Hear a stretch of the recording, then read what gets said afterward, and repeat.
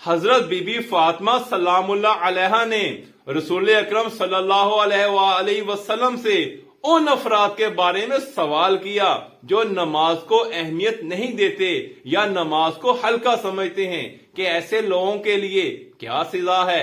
قرآن مجید میں سورۃ النساء آیت نمبر 142 میں باقاعدہ ان لوگوں کے لیے مذمت ہے۔ وَإِذَا قَامُوا إِلَى الصَّلَاةِ قَامُوا كُسَالَىٰ، کہ جب وہ لوگ نماز کے لیے کھڑے ہوتے ہیں تو سستی کرتے ہیں۔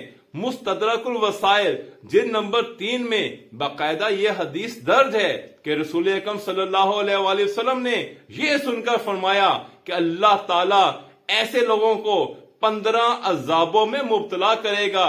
6 عذابوں کا تعلق دنیا سے ہے۔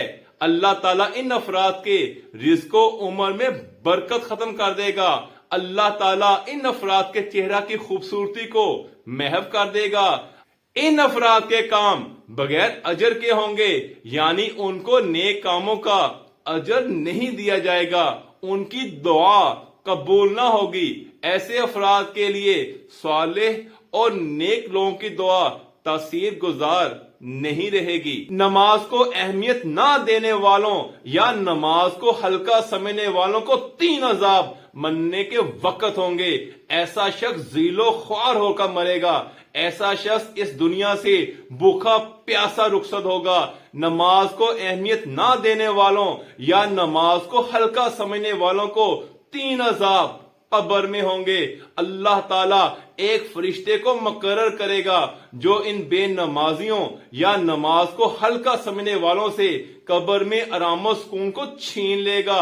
ان کی قبروں کو تنگ کر دیا جائے گا، ان کی قبریں اندھیرے میں ڈوبی رہیں گی۔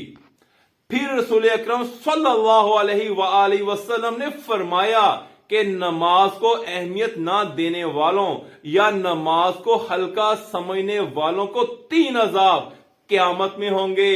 ایک فرشتہ ایسے شخص کو حساب کے لیے گھسیٹتا ہوا لے کر آئے گا کہ تمام مخلوق اس کو دیکھ رہی ہوگی۔ ایسے شخص کا حساب و کتاب سخت ہوگا۔